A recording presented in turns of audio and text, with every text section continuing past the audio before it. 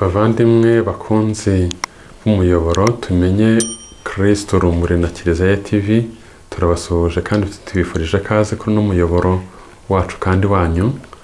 Uno munsi ko twabasezeranyije turifuza mu rwego rwo kubageza ibiganiro by'iyogezabutumwa, kubageza ikiganiro kigufi kirebana na yubile mu Rwanda, akaba ari yubile n'impurirane. Yubile n'impurirane kuko hari yubile y'imyaka 2025 yo gucungurwa kwa bene muntu n'imyaka 125 inkuru nziza igeze mu Rwanda. Reka dutangire rero twiyambaza Roho Mutagatifu kuko tubimenyereye. Ku izina ry'Imana Data na Mwana na Roho Mutagatifu. Amen. Ngwino Roho Mutagatifu usanganye imitima y'abakwemera bagukunde, wereza roho wawe byose bishya ntizabone guhinduka. Dusabe Mana umenyesha abakwemera Roho Mutagatifu, turagusaba ubwirizwa nawe gukunda ibitunganye no kunogerwa nawe iteka kubwa Yezu Kristo umwami wacu. Amen.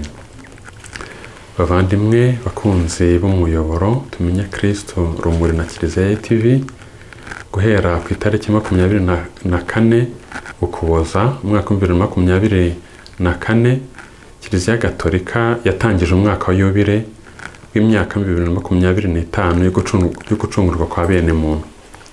Mu kwibutsa igisobanuro cya yubile, reka twifashishe ibaruwa y'abepiskopi Gatolika mu Rwanda igenewe abakristo mu gihe cya yubile y'impurirane imyaka 2025 yo gucungurwa kwa bene muntu n'imyaka 125 ivanjiri igeze mu Rwanda. Iyo baruwa yitwa Duhimbaze yubile uko bikwiye, turangamiye Kristo soko y'amizero, ubuvandimwe n'amahoro, yo ku itariki ya 8 Ukuboza umwaka 2024. Mu gika cya mbere nimero 1 badusobanurira yubile. Iyo baruwa iragira iti: ijambo yubile rikomoka ku Gihebureyi yobel, bisobanura ihembe ry'isekurume Abayahudi bifashishaga bavuza impanda mu kumenyesha rubanda inkuru idasanzwe. Iryo hembe rero ni naryo umuryango w'Imana wakoreshaga mu gutangaza intangiriro yo kwizihiza umwaka mutagatifu w'impuhwe z'Imana n'ibohorwa ryabo mu bucakara bw'Abanyamisiri. Uko kuvuza ihembe biteguza umwaka mutagatifu nibyo byaje guhinduka umwaka wa yubile. Umwaka wa yubile ni umwaka mutagatifu, umwaka w'impuhwe z'Imana. Insanganyamatsiko ya yubile y'imyaka 2025 yo gucungurwa kwa bene muntu iragira iti: abagendana amizero. Iyo nsanganyamatsiko yatangajwe mu nyandiko ya Nyirubutungane Papa Francisco atangiza umwaka wa yubile mu rurimi rw'Ikilatini, ifite umutwe ugira uti Spes non confundit.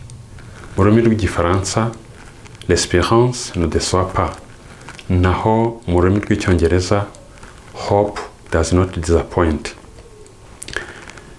Nkuko mu rwego rwa Kiliziya, nkuko muri Kiliziya Gatolika mu Rwanda dufite indirimbo ya yubile. Iyo ndirimbo ya yubile yitwa Kristo Mizero. Iyo ndirimbo nkuko benshi mubizi yahimbwe na Musenyeri Eugene Dushimurukundo, igisonga cy'umwepiskopi wa diocese ya Gikongoro. Rero no mu Rwanda tugira indirimbo, mu Rwanda dufite iyo ndirimbo, kagira kandi isengesho tuzi tuvuga tumenyereye by'umwihariko mu masengesho yacu, by'umwihariko mu gusoza igitambo cy'Ukaristiya. No muri Kiliziya Gatolika ku isi hari indirimbo ya yubile. Ubu turagana ku musozo mu gusoza iyo yubile, ariko ni byiza ko tukomeza gusangira ayo makuru, tukungurana ibitekerezo, tukahugurana. Iyo ndirimbo rero mu rurimi rw'Igifaransa yitwa Pèlerin d'Espérance, naho mu rurimi rw'Icyongereza ikitwa Pilgrims of Hope. Iyo ndirimbo mushobora kuyitega amatwi mwifashishije imirongo ya YouTube cyangwa n'iyindi ya kiliziya gatolika ivuga nyine cyane yita kuri iyo nsanganyamatsiko ya mizero cyangwa umugenzo mbonezamano wo kwizera. Inyandiko y'iyo ndirimbo ni iy'umuhanzi witwa Pierangelo Sequeli. Iyo ndirimbo iri mu ndimi zitandukanye ariko melody ikaba imwe. Rero nk'uko muri kiliziya gatolika mu Rwanda hari n'isengesho, no muri kiliziya gatolika ku isi hari isengesho rya yubile mu ndimi zitandukanye, ariko ubutumwa bakaba ari bumwe. Uno munsi rero reka twifatanye mu rurimi rw'icyongereza ndetse n'ururimi rw'igifaransa. The Jubilee Prayer. Father in heaven, may the faith you have given us in your Son, Jesus Christ, our brother, and the flame of charity, enkindled in our hearts by the Holy Spirit, reawaken in us the blessed hope for the coming of a kingdom. May your grace transform us into tireless cultivators of the seeds of the gospel. May those seeds transform from within both humanity and the whole cosmos in the sure expectation of a new heaven and a new earth, when, with the powers of evil vanquished, your glory will shine eternally. May the grace of the Jubilee awaken in us, pilgrims of hope, a yearning for the treasures of heaven. May the same grace spread the joy and the peace of our Redeemer throughout the earth. To you, our God, eternally blessed, be glory and praise forever. Amen. Naho mu rurimi rw'igifaransa nanone dufite iryo sengesho, tukaba twakwifatanya rero na kiliziya dusaba natwe izo ngabire za yubile. Prière du Jubilé 2025. Père céleste, en ton Fils Jésus-Christ, notre frère, tu nous as donné la foi et tu as répandu dans nos cœurs par l'Esprit Saint la flamme de la charité. Qu'elle réveille à nous la bienheureuse espérance de l'avènement de ton royaume.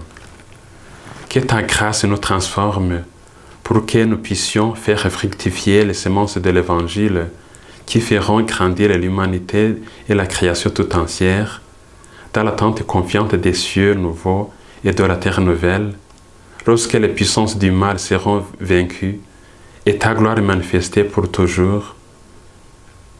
Que la grâce du Jubilé, qui fait de nous des pèlerins d'espérance, ravive en nous l'aspiration au bien céleste et répande sur le monde entier la joie et la paix de notre Rédempteur.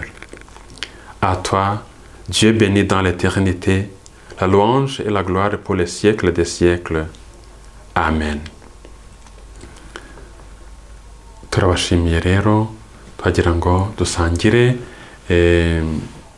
ikiganiro kigufi kirebana na yubile y'impurirane, dukomeza gusabirana ngo duhorane amizero, ko tugana ku musozo w'ino yubile impurirane mu Rwanda. Tukaba tuzasoza yubile y'imyaka 2025 gucungurwa kwa bene muntu n'imyaka 125 inkuru nziza igeze mu Rwanda ku itariki ya 8 z'ukwezi kwa 12 muri uno mwaka 2025. Mu kwezi kwa 11 kuko twagiye duhimbaza yubile zitandukanye, ku itariki ya 8 hari yubile y'abarayiki muri diocese ya Byumba. Twese rero dukomeze kwakira ingabire za yubile tunyura mu muryango w'impuhwe muri za kiliziya zitandukanye, kandi yubile n'umwaka w'impuhwe. Dukomeze kwakira ingabire y'imbabazi, tubabarirane, kandi twakira iyo ngabire y'amizero. Mwari kumwe na Padiri Senani Ephraim, umupadiri wa diocese ya Kabgayi. Murakoze, Imana ibahe umugisha.